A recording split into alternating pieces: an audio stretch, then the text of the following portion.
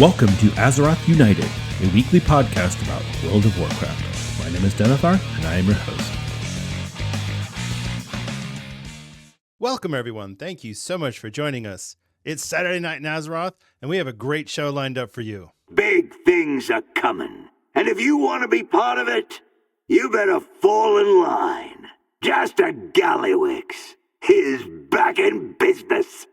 Patch 11.1 will launch on February 25th, and we're going to be doing a deep dive on all of the ins and outs and ups and downs of Patch 11.1 Undermined, the Liberation of Undermine raid, all of the good stuff. So pull up a chair, sit back, relax, and enjoy. And as always, if you have any questions or comments about the podcast, or if you have a particular topic that you'd like to hear discussed, please email us at azerothunitedpod@gmail.com. Also, if you're enjoying the show, please consider leaving us a 5-star review on Apple Podcasts or Spotify. That helps out our distribution tremendously, so if you're inclined to do so, we would be very grateful. If you're watching us on YouTube, you can help us out by giving us a like and a subscribe. I'd also like to take a moment to thank our patrons who give their IRL money to help out the production of the show. Our friend of the show patrons are Judge Omni, Stuglife, and our newest patron, Theliel. Thank you so much for your support. You definitely help make Azeroth United possible. Really appreciate it. If you want to check out our Patreon, it's patreon.com/Azeroth United. We have 2 paid tiers and also a free tier if you just want to jump on there and maybe show some support. So, all right, that's my spiel. Let's move on. Before I get to the news, I'll do a quick rundown of what I got up to last week in WoW. So there's some... So first of all, I, out of the blue, decided I feel like playing mage. Actually, no. I said I feel like playing a Clothy. And then I have a Shadow Priest and I have a mage that I'm looking at. And I'm like, well... So I leveled up my mage. And because time walking is so fast, I leveled him up. And it was almost stark how difficult it was going from, hey, cool, I'm doing content and I'm doing pretty decent damage, to, holy crap, I'm lucky if I come in 4th on the damage above the healer. It was pretty severe. Once you get up to about 76, 77, it's rough. So I did my best. I got him to level 80.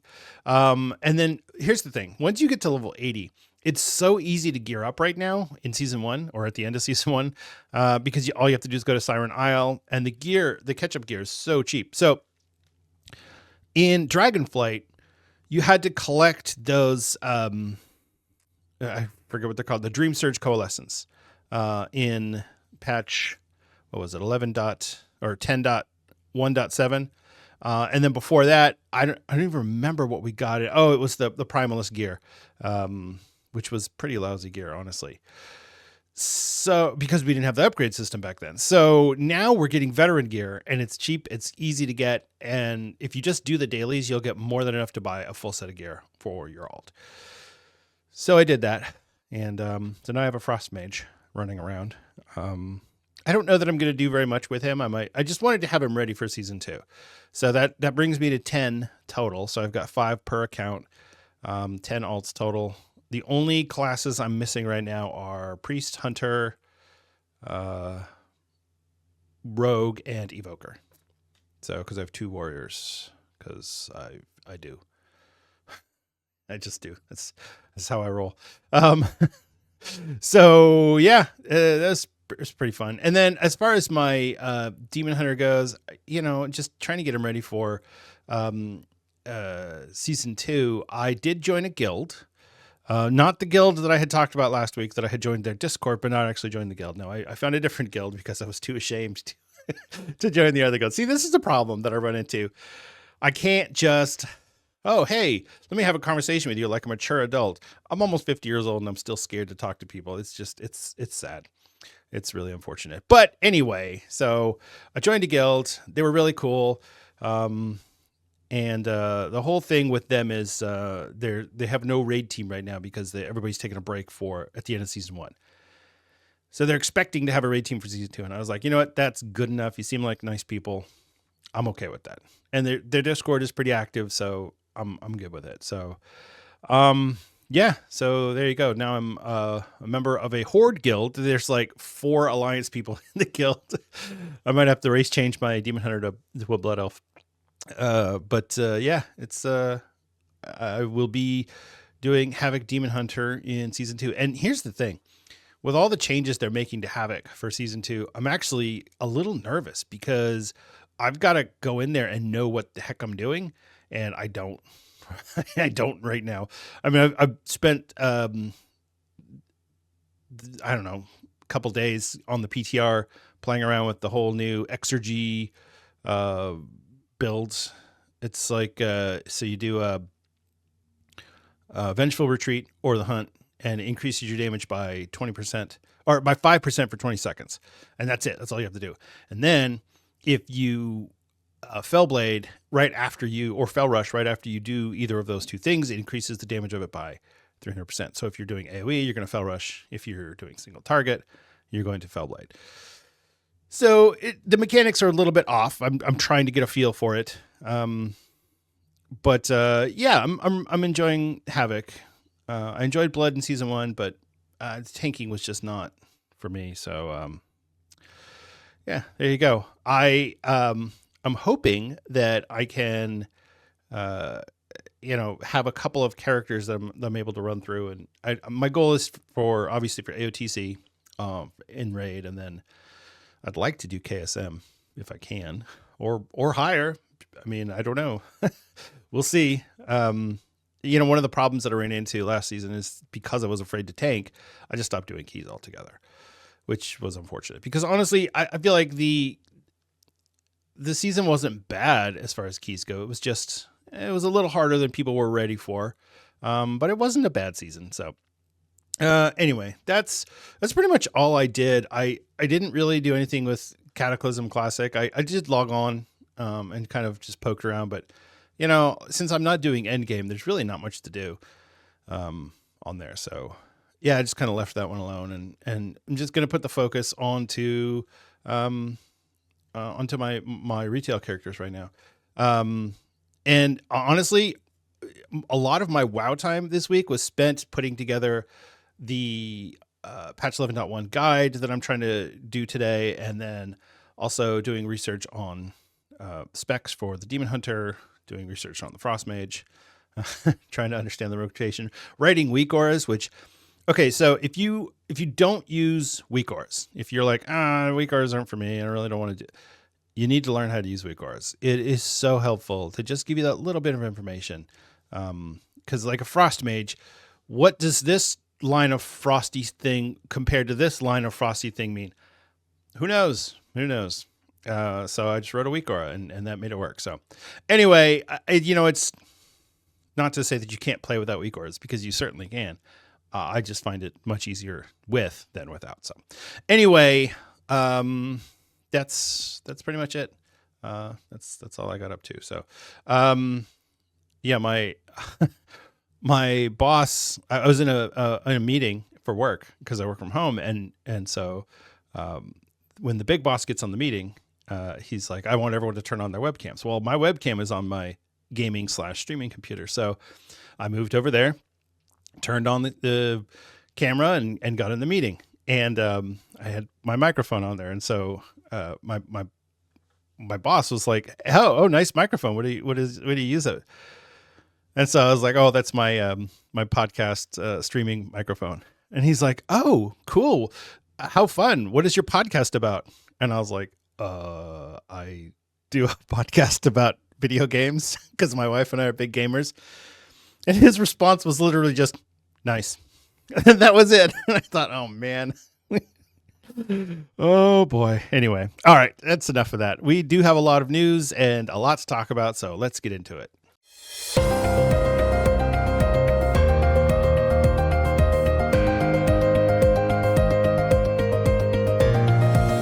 It's time for the news.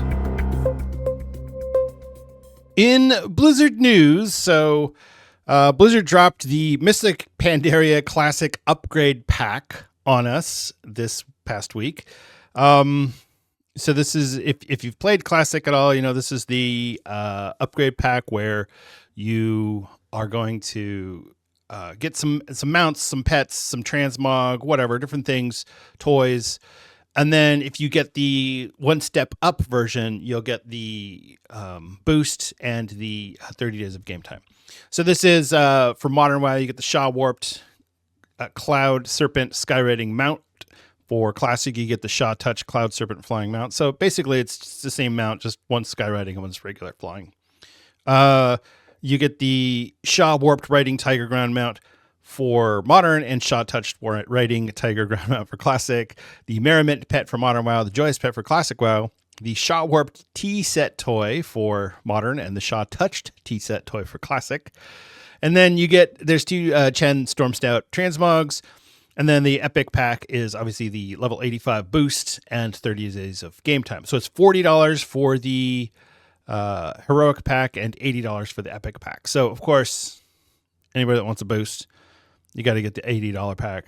I like that Blizzard does this because they're not charging you for an expansion, but they're like, hey, we're still here to make money, remember? So it's like, if you want these cool things, you can get them, but you don't have to buy anything in order to play Classic. All you have to do is have a subscription. I think that's kind of cool. Give you a little bit extra if you want, or not if you don't. It depends on where I am with Classic when that comes out, whether or not I buy the boost. I'm debating it, and so it's one per account. Well, I have two accounts, so I might have to do two boosts. It's $160 to play Classic Miss Pandaria. So I don't know. Maybe not. We'll see. But the interesting thing that they did note in here is that the pre-patch for Miss Pandaria will launch before July 31st. And the launch date of Miss Pandaria Classic will be before August 31st. I'm still holding out for June for the pre-patch, July for the launch date, but we'll see. Who knows? It could be July for the pre-patch and August for the launch date. I don't know. Blizzard is obviously not going to play their cards yet. They still haven't announced anything about a beta. And we did get Cataclysm Classic beta a few months beforehand. So I would suspect if we're going to get a beta, it'd probably be in the next 2 months. So we'll see. We'll see how that goes. I mean, these sets look pretty good. I don't know.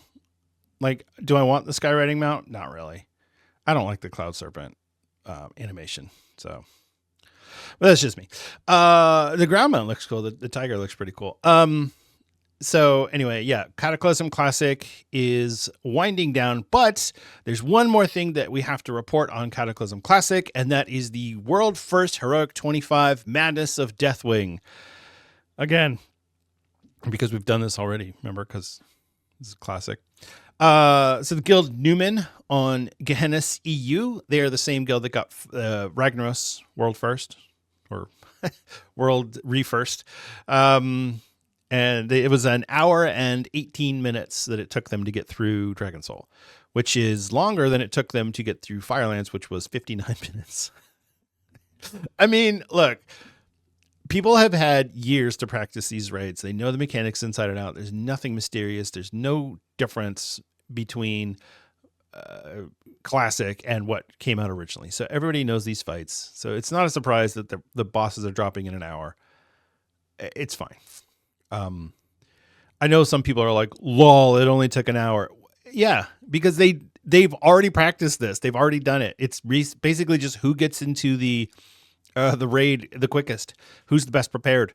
And that's really what Classic is. Even through Cataclysm and to some degrees MoP, it was just who was the most well prepared. It wasn't until Siege of Argomar that Mythic raiding started, and that really changed kind of how we view things. So anyway, so congratulations to Newman. They had their moment in the sun again. So, and that's kind of like closing the chapter on Cataclysm Classic. I don't suspect that we will have any additional news for Cataclysm Classic coming forward, unless Blizzard decides to throw a curveball for something. But for the most part, this is it. The expansion's over.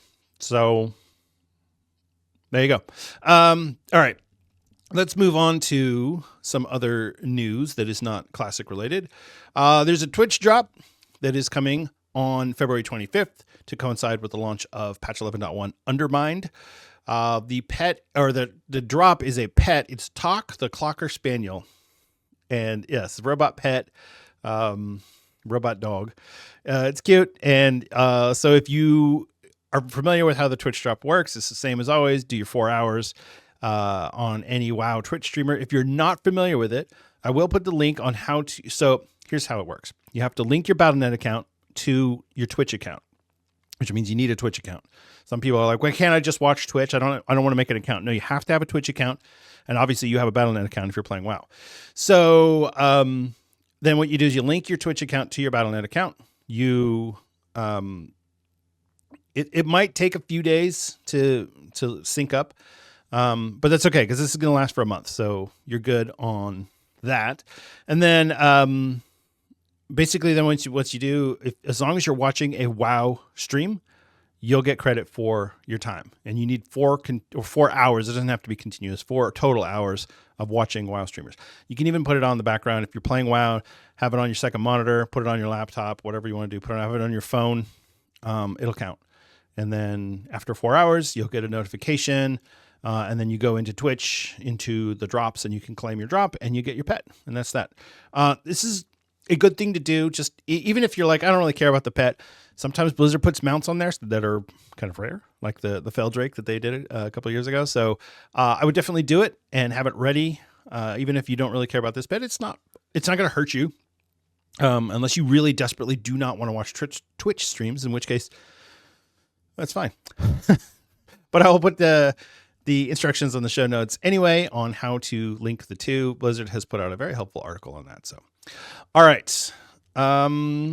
In the War Within, so obviously there's a lot of things coming with patch 11.1, and a couple of things that I wanted to point out here in the news rather than in the patch 11.1 segment that we're going to do next is that there are a couple of things that are changing for season 2, and it's worth noting now. So one is that the specialization reset is coming with patch 11.1. So you will get a one-time specialization reset. So if your knowledge points, if you're like, I don't like how I spent my knowledge points, I did the wrong thing, I should be doing this, I'm not making enough money, I can't get any, I can't make any of the good gear, whatever it is, you can have a one-time reset. So there's an NPC in Dornogal and there's an NPC in Valdrakken that will reset your knowledge points. So, but once you do it, that's it. You don't get to do it again. And it will unlearn everything that you've learned. It will unlearn recipes that you gained from your knowledge points, all of that stuff. You can relearn them, but you just, you have to distribute your points again.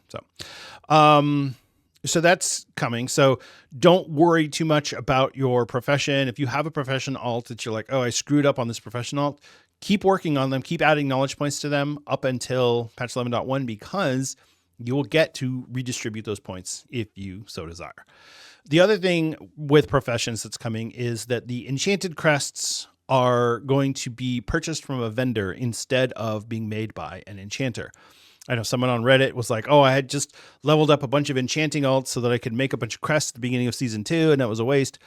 Yeah, it was. Unfortunately. So basically, this is the enchanted rune crest, the enchanted gilded crests, and I think there's an enchanted weathered crest too. Those were all previously made by enchanters. You had to get the recipe on a drop, so you had to be playing your enchanter. And so now you'll just take your crests, take them to the vendor where you would normally buy the piece that you needed for the recipe, and then you'll just get the enchanted crest instead. So you can use that to craft an item. So, yeah, I mean, I think it's a good change unless you're an enchanter and you were hoping to make some money off of making crests. So unfortunately, but yeah. Speaking of crests, the third item is that all of the following currencies will be reset for season 2. So if you have Undercoin, Bountiful Coffer Keys, Valor Stones, crests, or tokens of merit, those will all be reset on the launch of season 2. I don't believe these are going to be reset on Tuesday with the launch of the patch, but they are resetting before season 2. I don't know for sure because Blizzard never specifically says. Me personally, I will be spending all of my stuff now. before Tuesday, just in case. But likely what'll happen is that we will get everything reset after the launch of Season 2 on March 4th. So just if you've got some undercoins lying around, you can buy, there's crafting reagents you can buy for them. There's transmogs, there's parts for your dirigible, all of this stuff. Obviously your Valor Stones, if you have M+ rating, you can use it to buy gear for your alts, but even that's kind of moot because you can buy veteran gear from the Siren Isle vendor. So I don't know. I feel like your Valor Stones are kind of, if you haven't used them, they're just gonna go away, and that's okay. Same thing with your crests. Your tokens of merit, however, if you have tokens of merit sitting around on a character, which I know I do, go ahead and buy the socket now, because even though you'll replace that gear pretty early on, there's nothing else you can buy for it. I think maybe you can buy some profession goods with it, but for the most part, there's just really not a lot of things you can do with it. So if you have tokens of merit sitting around, figure out what you want to do with them quickly, because they will be going away. So, or they might not go away. They might just turn gray and not be used for anything. But either way, you're not going to be able to use them after the beginning of Season 2. All right, let's get into this week in World of Warcraft. We have The War Within Season 1, Week 25. This is the final week of Season 1 of The War Within. Last chance, kids. If you haven't gotten your KSM or your KSH, now's your chance. If you want to get a little bit more ratings, you can look better to pugs, and you're like, well, I got 2,300 last season. Oh, okay. Now's your chance to do it. This is the last shot. The affixes for the week are Voidbound, which is the Void Emissary that spawns while players are in combat and buffs enemies. I hate this one so much, and I can't wait until they fix it next season. And then the +4 affix is Fortified. Non-bosses have 20% more health and deal 20% more damage. You know it. You love it. You love to see it. Fortified is going to be moving. We'll talk about all that here in a little bit, but yeah, that's it. The events this week, the Turbulent Time Ways is over, so no more time walking. The World Quest bonus event is this week, however. I don't know if you're going to be able to get reputation with the Goblin cartels. That would be awesome if you could. And so if that is something that you can get from this World Quest bonus event, you definitely want to do it. I think it's 10 World Quests. You pick up the quest, The World Awaits, from Archivist for Thrun and Dornogal. You also get reputation gains from World Quests increased by 50%. I'm really hoping that this affects the Undermine zone. But if it doesn't, well, oh well.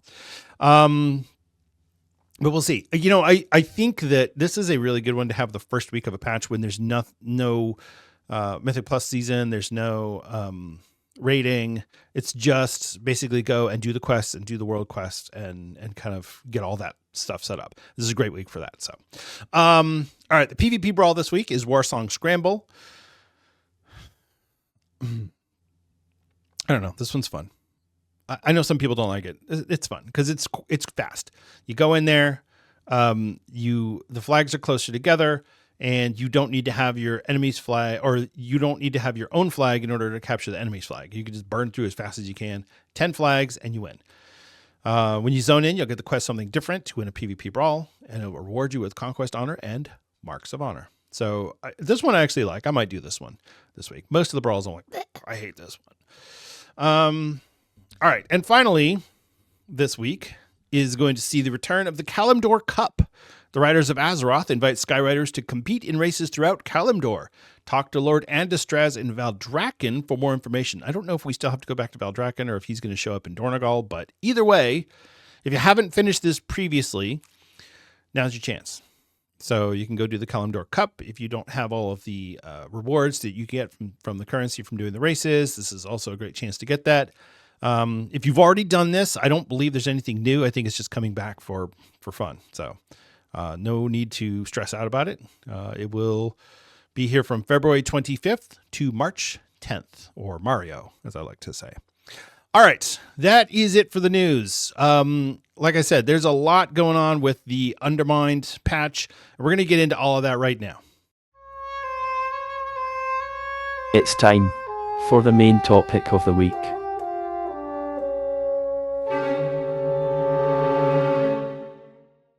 11.1 Undermined is the latest patch for the War Within expansion. I'm really excited about this one. I know some people are kind of like, goblins? No. I'm really excited because I love the goblin aesthetic. I don't want to play as a goblin necessarily. I don't like playing short characters. And maybe that's because I'm a naturally tall person. I don't know, but I don't like playing goblins. That being said, I love the goblin aesthetic. So I will play a goblin, just kind of experience that, like the starting area and all that stuff. It's really cool. This zone is incredible. If you drive around it in your car and you just check things out, I mean, there's so much to see. There's so much going on. It's a really wonderful, fun zone. I'm really excited about this patch. So let's talk about story before we get into anything else. So here's the thing. The story for why we're going to Undermine and the whole thing basically is not super clear until you've done it. And once you've done it, you'll be like, oh, this makes a lot of sense. But anybody who doesn't really understand what we're doing here, it will make sense. Trust me, when you go through the story. I don't want to do any spoilers, but it will make a lot of sense because Blizzard, I think, has learned from their mistakes of just having things happen for random purposes. This all makes a lot of sense. You can see that there was some effort that went into the writing and the preparation for this. So definitely, I don't know if that's just the Chris Metzen effect or what it is, but it's definitely it's good stuff. So all right. Let's talk about what's going to happen with this patch. First off, there are the Cartels of Undermine. So we have a new renown track, obviously, because it's World of Warcraft. You have to have some sort of reputation. And the way it's going to work is very much like the threads in Ashkahet. So you have to choose one of the 4 cartels every week, and then that week you do things for them. So you're going to gain reputation with your cartel specifically, and you'll also gain reputation with the renown, the Cartels of Undermine. So the reason that you're going to do this is because there are certain rewards that you can get from the specific cartels. And so if you're like, well, I really want the blue car or whatever, and we'll get into the drive thing later, but this is the point of having it broken out like this.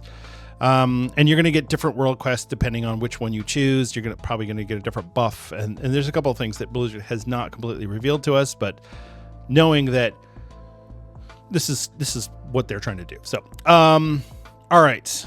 Couple of highlights in the Renown track. Renown 5, you'll get a profession recipe. Renown 7, you get veteran boots. So it's veteran rank 1 boots. Renown 10, you're going to get the tabard if you're into that sort of thing. Renown 14, you'll get champion 1 gloves. At Renown 15, you get the violet armored growler mount. And at Renown 19, you get the top skimmer special mount, which I believe is the rocket. And then Renown 20 is the enchanted runed Undermine crest. So if you burn through your Renown as quickly as possible, you will have a reward at the end. Usually by the time I get this, I don't need it. Although now with warbands, it's not so bad. I was able to get one for my demon hunter. So that's kind of cool. Anyway, so that's the Cartels of Undermine. Like I said, this is like super basic World of Warcraft stuff. If you know how the renowns work and you know how you go to a new zone, you've got a new renown, you've got to work on it. Okay. And everything is going to kind of funnel into that renown. It's the same thing as always. The only difference here is we have to choose one of our 4 cartels. The cartels are Bilgewater, Steamweedle, Blackwater, and Venture Company. There is a 5th cartel that is kind of like the, it's story spoiler, but there is a 5th cartel, secret. And there you go. All right, let's talk about the drive mount. So the drive mount is the new transportation system in the Undermine. So we're not going to get skywriting in this zone at all. And I don't believe that Blizzard intends to ever give us skywriting in this zone. So in order to have us be able to move around quickly, because we're used to that now, they're giving us a car. So we get a car, and they're calling it the drive mount. And I keep forgetting to look up what drive stands for. It's an acronym for something. Anyway, it's a car. And if you've done the goblin starting area, you know that you get a goblin car there too. And so there's a couple of things to point out with this. First of all, the car is fast. It's actually at its top speed. If you customize it a certain way, it's faster than skywriting. That's fast. So a couple of things you can customize. Obviously, you can customize the paint job. So if you recall, we talked about the cartels, and each of the cartels are going to give different things. So if you get reputation, I think it's exalted. Reputation with the Bilgewater, you get the red color. Steam Weedle, you get green. Blackwater, you get blue. And Venture Company, you get yellow, depending on what color you want. And I'm sure there will be more colors later, and there's probably going to be like a void touched car or something. Who knows? Maybe. Some of the other customizations you can do are, so here's how this works. You can customize the engine. You can prioritize speed or acceleration, or you can be balanced between the two. If you have a higher top speed, your acceleration is going to be slower. If you have faster acceleration, you have a lower top speed. That's it. It's really basic. Same thing with your wheels. You can have more grip while you're drifting or less, depending on how you want to do it. If you want to be able to stay on the ground and not slide quite as much, not drift quite as much, then obviously you're going to want to have more grip. And then the turbo, so you're going to get your boost speed, which is how much faster your turbo makes you go, versus the efficiency of said turbo. So you get a meter, and so you have only so much energy for your turbo, and so the more efficient it is, the more you can use it. That's it. That's all it is. And then the horn. There's 4 different horns that you're going to get from each of the 4 different cartels. I was going to play the horn sound effects on the podcast. But yeah. All right. And then once you have your mounts, you will be able to complete shipping and handling quests. So there's quests that you can do. You'll just pick them up, or you actually have an option in your car to turn this on, and then you'll start doing things. You might have to deliver something. You might have to go take care of some enemies. You might have to go pick somebody up, drop something off, whatever. And then once you do a certain number of them, you're going to get a bonus. The thing is, when there's a weekly quest, the Urge to Search, and there will be a periodic event, which is surge pricing. And during this surge pricing event, you're going to get a bonus to your shipping and handling quests. So this is going to be the new world event, and it's a little unclear as to how exactly it's going to work, and if Blizzard is going to tweak it. We will find out on Tuesday exactly how it's going to work. This is like when they gave us the stupid tree that wanders around Amir Dasil, or the Emerald Dream. And it wasn't quite clear how it was going to work, and then it launched and was like, oh, okay, I get it. This makes sense. Same thing. But just know that your world quest or your world event is basically going to be done through your car. So they're really playing up the car. I think it's really cool. Yeah, there you go. So that's the drive mounts. I'm really excited about it. It feels so good to drive this thing. It's fun. You can drift. Yeah, you go fast. Yeah, it's going to take a little bit of time to get used to the speed and not crash constantly. But I mean, the same thing with skywriting. Skywriting in the beginning of Dragonflight, when it was dragon writing, it took us a long time to get used to that. And so it'll be the same thing here. We'll get used to it, and it'll be better. It'll be fine. So, all right. Let's talk about season 2. All right. So starting on March 4th, we're going to get the launch of season 2. But even before that, we're going to start getting upgraded gear. So on Tuesday, all of our gear will upgrade, or all of the gear we get will be at higher item level than the gear we are currently getting. So last time, what was it? Season 3, patch 10.2. It was the same thing. We got 39 item level increase from one season to the next, which is huge. So to understand how high our item levels are going to go, if you are currently at the point where you are you have delve gear and you're maxed out on your delve gear, you're basically somewhere around item level 619. That's going to be about item level 658 in the new season. Your basic explorer gear is going to top out at 619. So to give you an idea of where, how your gear is going to be worthless, unless you have gilded crest gear, 636, 639, somewhere in that range, you're pretty much going to replace all your gear that first week, which is fine. It's fine. That's how the seasons work in World of Warcraft now, and I think we've all learned to accept it and deal with it. It sometimes is annoying when you're like, man, I worked so hard on this gear and now it's just trash. It does kind of stink, but it's fine. That's just how the game works now. So, I have a chart that I use. I have a spreadsheet, but there's a really good spreadsheet that's been floating around on Reddit. I might, if I can find that, I'll put a link to it. It's a really good way to kind of give you a gauge for where all of your item levels are beginning. At the end of the day, it doesn't really matter. You're doing the same content that you were before. It's just moved into the new season. So if you were doing delves before, you'll do delves now. If you were doing Mythic Plus before, you'll do Mythic Plus now. If you're doing raid, etc. It's just going to have a higher item level. So, all right, let's talk about dungeons. Oh boy. There's a lot going on with dungeons this season. First off, we have a new dungeon, Operation Floodgate. It's in the Ringing Deeps. It's a nice dungeon. I liked it. I didn't do it on Mythic Plus. I did do it on just normal, and it's fine. It's a nice little dungeon. I think this one will be pretty fun for Mythic Plus. Speaking of Mythic Plus, the new rotation will be Operation Floodgate, Cinderbrew Meadery, Dark Flame Cleft, The Rookery, Priory of the Sacred Flame, The Motherlode from Battle for Azeroth, Operation Mechagon Workshop, also from Battle for Azeroth, and Theater of Pain from Shadowlands. If you don't know those three older dungeons, I would recommend just going through and running them on Mythic or whatever.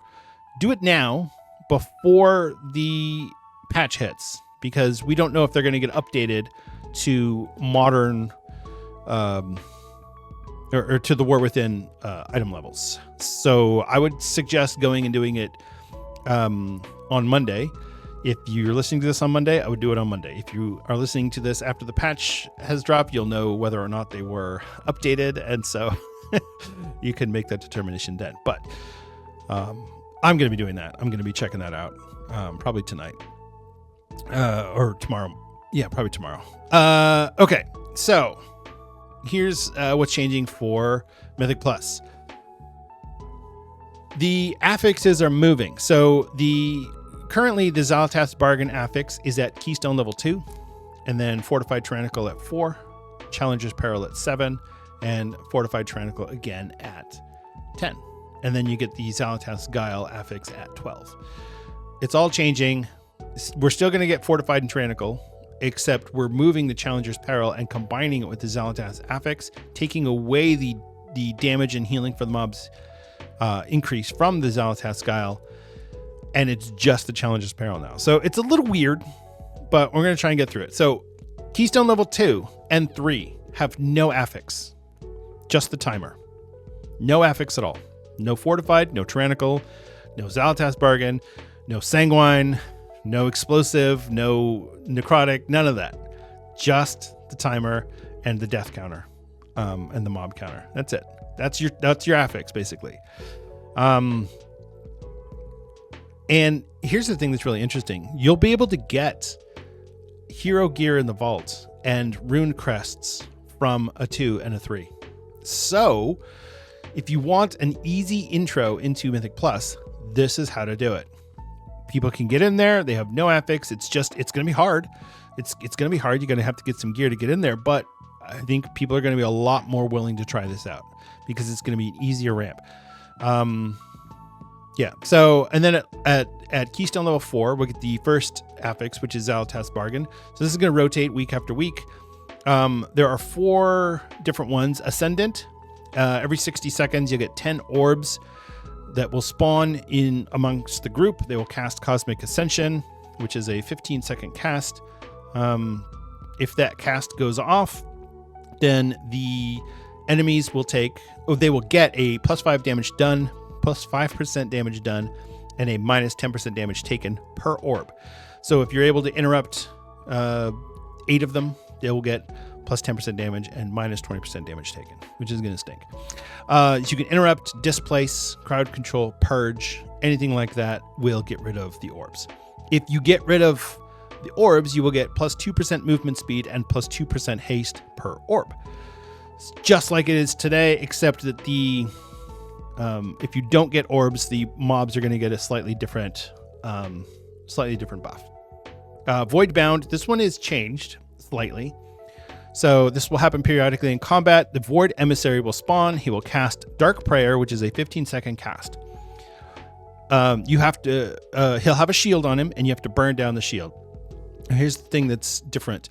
Previously, it was a channel, and while he channeled, he was buffing the mobs. This time, he won't buff the mobs until after his cast is complete. So you have 15 seconds to get the shield burned down.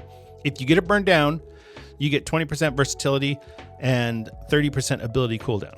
If you don't get it down, he will get up to 50% damage done increase and -100% damage taken based on how much of the shield was left. So it'll be a percentage base. He won't get it. The mobs, the enemies will get it, whatever enemies are there. This is much better because now we have 15 seconds to burn this shield down. You can cleave it, you can focus it, whatever you want to do, depending on your group. All right, the next one is Devour. This is every 60 seconds. A Devouring Rift Shield debuff will appear on each player for 15 seconds. If you don't get rid of it and the debuff finishes its cycle, then the mobs will get 10% damage done and 20% damage reduction per debuff. So if all 5 players don't handle their debuff, then there will be 50% damage done, 100% damage reduction, or minus 100% damage taken. So this one's the tough one. This is the healer affix, as people like to call it. Heal or dispel the debuffs. It's not a heal absorb. You can still heal your players. You just have to heal them a certain amount in order to get rid of the debuff.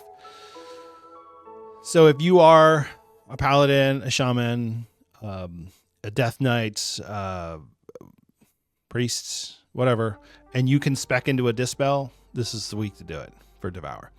And then if you are able to get them off, it will be 2% maximum health and 4% critical strike per debuff. So you get all 10, and it's a pretty nice, or all 5, sorry. 10 would be amazing. You get all 5, then it's a pretty nice little buff. And then the final one is Pulsar, and this will happen periodically in combat. And this is the new one that's going to replace the previous orb one. This is much better, in my opinion. The Void Pulsar will orbit each player for 15 seconds. You have to intercept your teammates' orbs. So if you're walking around and you've got an orb around you and your teammate hits it, you're good. Now you have to hit theirs, and then they're good. So it requires some quick coordination amongst team members, but way better than the other one, which is you have to intercept these orbs flying in from all over the room, and it's just chaos.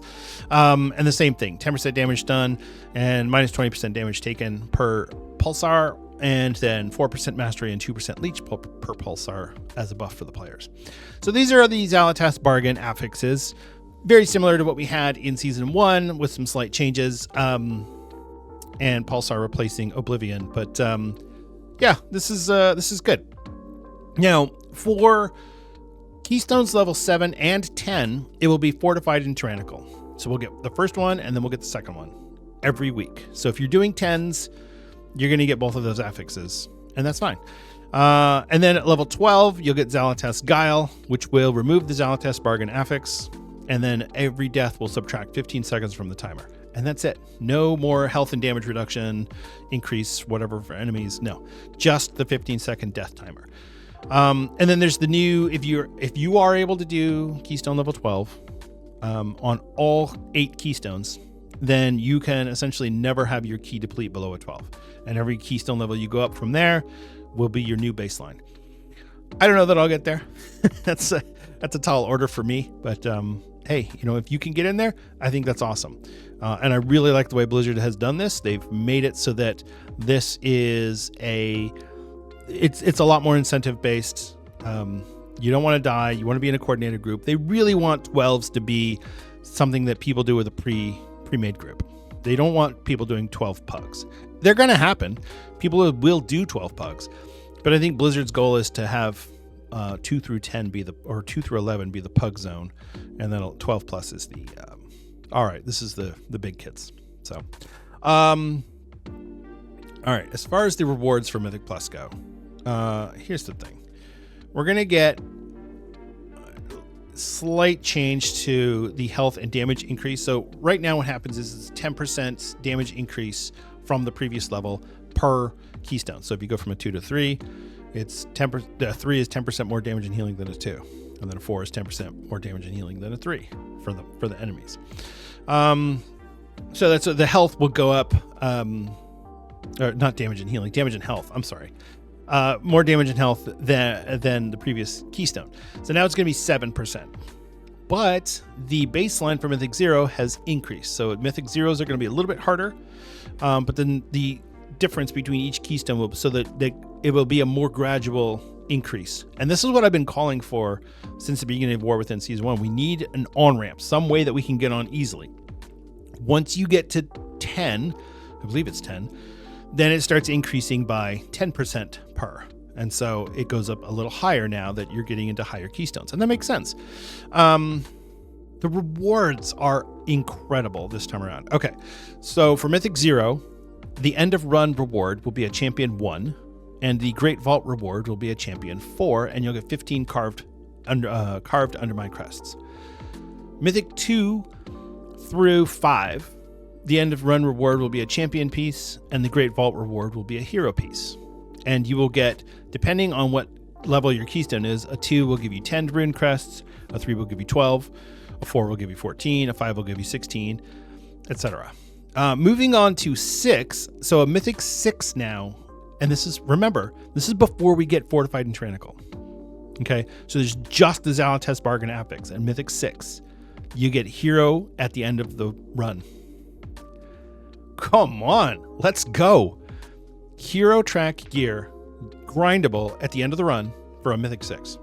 Mythic 6 is going to be a cesspool of miserable because people are going to be running that thinking they're amazing and it's going to be awful. But anyway, I shouldn't be a negative Nelly. Hero 1 from a Mythic 6 and Hero 3 in the vault. And then you'll get 18 rune crests from that one. Starting at 7, you get our first affix, which is Fortified and Tyrannical. You get Hero 1 and Hero 4. And then that's where you start getting Gilded Crest. So Gilded Crest start at 7, 10 at a 7, 8 at a 12,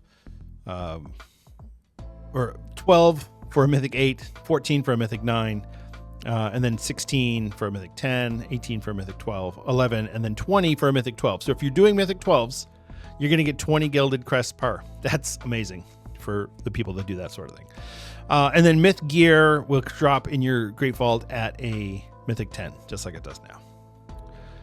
And that's it.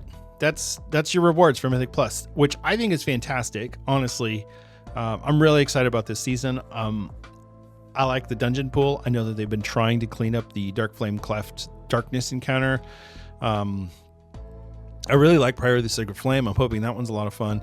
I liked Theater of Pain. I know a lot of people are like, oh, Theater of Pain sucks. I liked it. I liked Theater. I thought it was fun.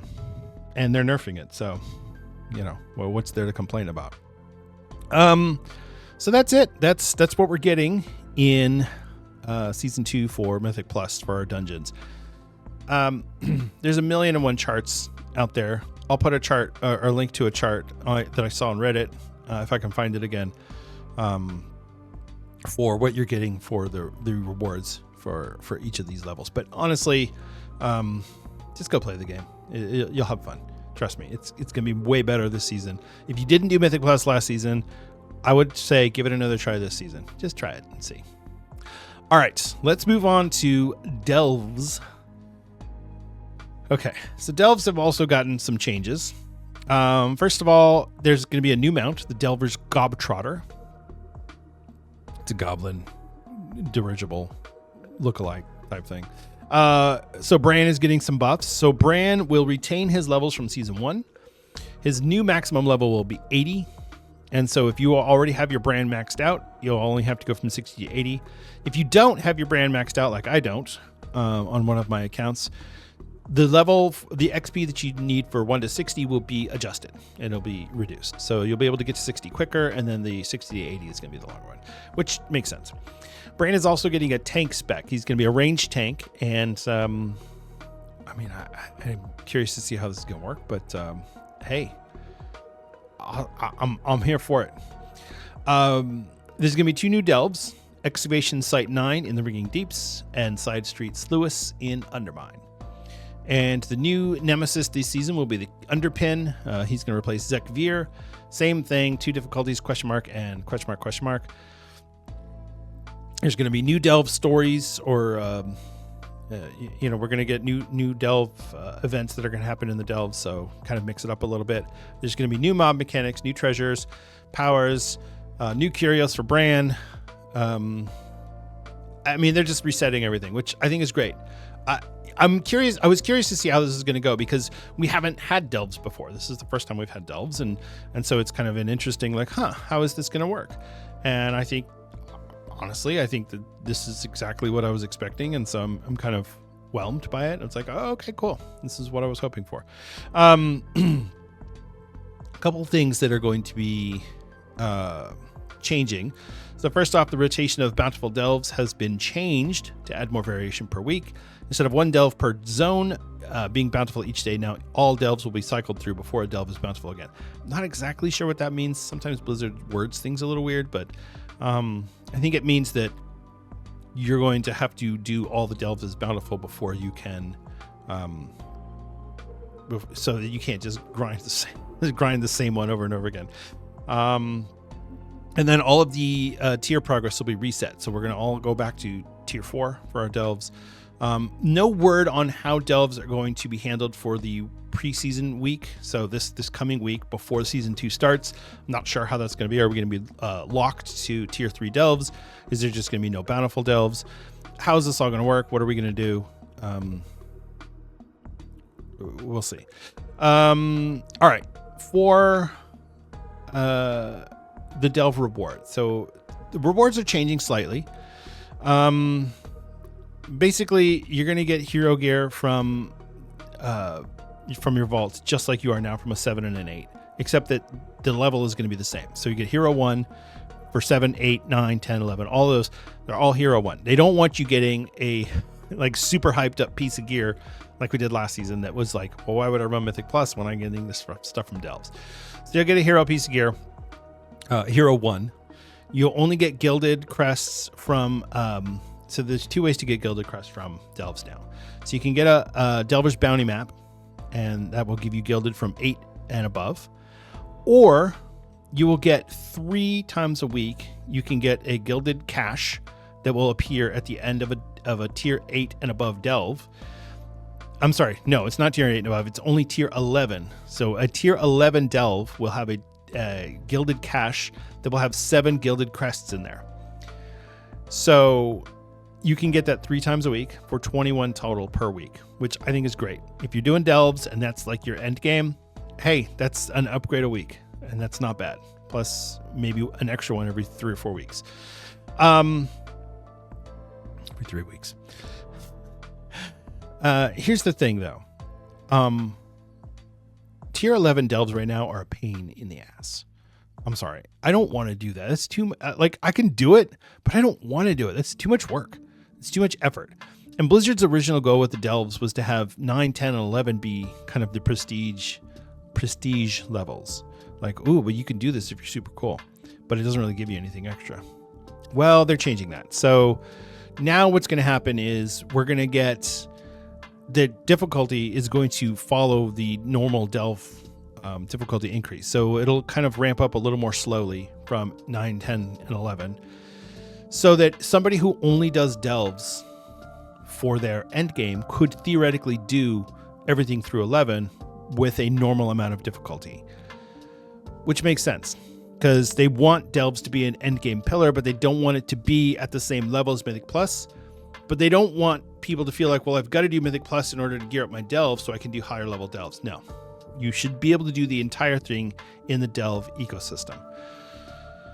So, hopefully that works. We'll see. We'll have to see how well Blizzard is able to implement this.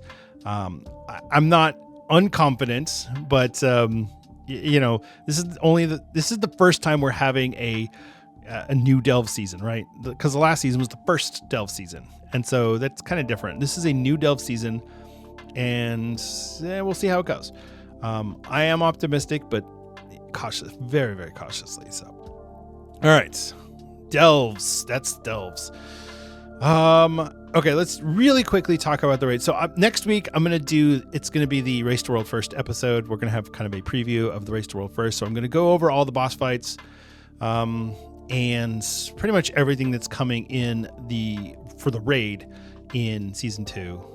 So I don't want to do that in this video, but what I do want to talk about very briefly is the raid release schedule. So, starting on March 4th, we're going to get normal, heroic, mythic, and Wing 1 of Raid Finder. So the way they're doing this, they're breaking it out by, when you go into the raid, you're in Undermine. So it's a instanced version of the entire zone.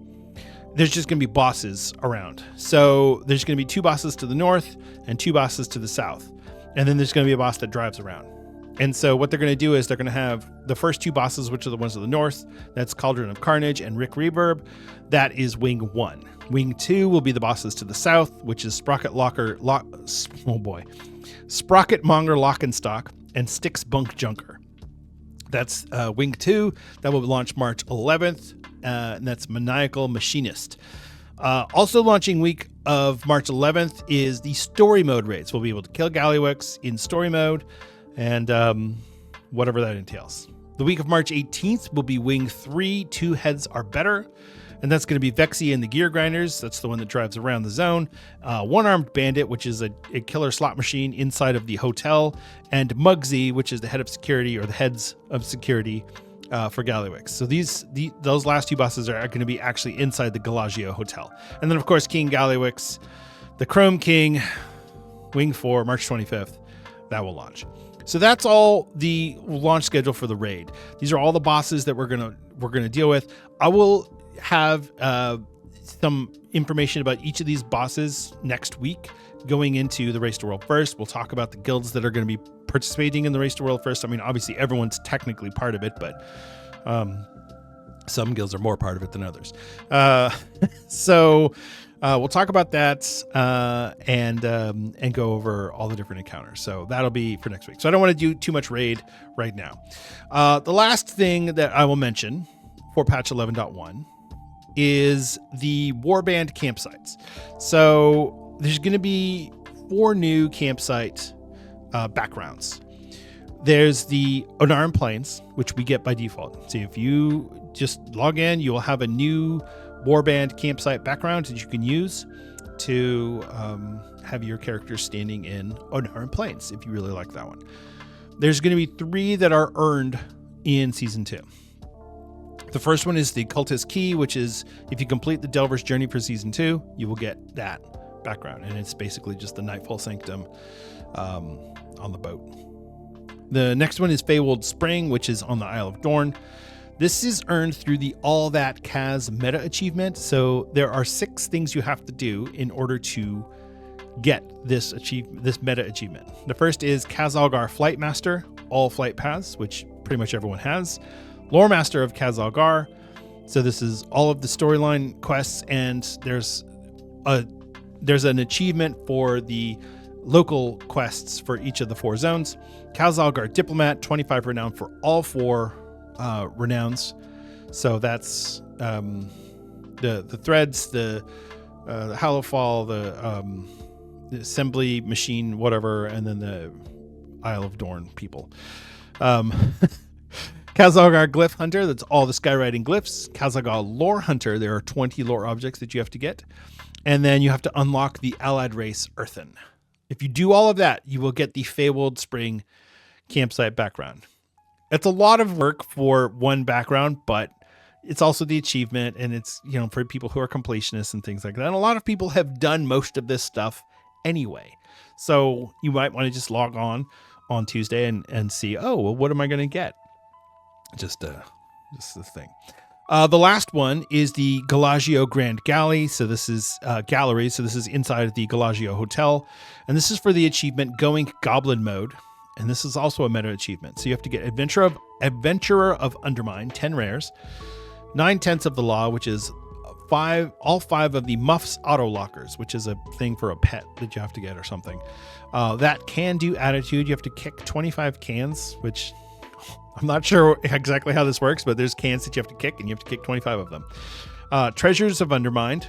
You have to get all 15 of the treasures that are in the achievement. Read between the lines. You have to read 7 books. Friends with You're My Friend Now, which is you have to befriend 5 rats. I'm not exactly sure what that entails, but there are 5 rats.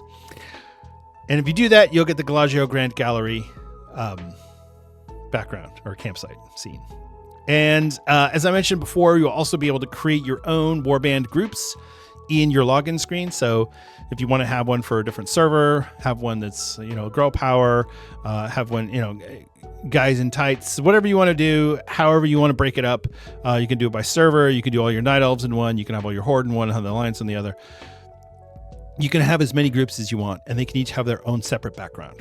So I think it's pretty cool. I'm really digging this. And obviously, this is just the beginning of this feature. Blizzard will add more, no doubt, throughout the life cycle of the game. We'll get plenty more campsite backgrounds. So, all right. That is everything that is coming in patch 11.1. One more thing that I want to mention about patch 11.1. Do not take Tuesday off work if you are hoping to play World of Warcraft. You're like, ooh, new patch, I'm going to take the day off so I can play WoW all day. No, do not do that. The servers will be down until Blizzard usually says 3 p.m. Pacific time. We've had it before where it didn't come back until 6 p.m. Pacific time, which if you're on the East Coast like I am, that's 9 p.m. Eastern time. If you take the day off work, you're going to be so mad. So don't take the day off work. If you want to take a day off work, take a Wednesday off work. The servers will be up all day. You'll be able to log on, play, do whatever you want to do. Take Wednesday off work. If you've already booked Tuesday off work, I'm sorry. I should have said something sooner, but if you could switch it around, that would be great. Switch it to Wednesday. Trust me, you'll be happy that you did. So, all right, that is going to wrap up our show for today. Thank you so much for listening and for watching. I really do appreciate it. It is always a pleasure and a privilege for me to get on this microphone and speak to you. So thank you for being part of the Azeroth United family. I really enjoy being able to do this. So if there was no audience, I probably wouldn't really be doing it very much. So if you want to get a hold of me directly, you can reach me on Twitter or Blue Sky. I am at Denethar on both of those platforms. You can also catch me streaming. I will be streaming patch 11.1 content starting on Tuesday.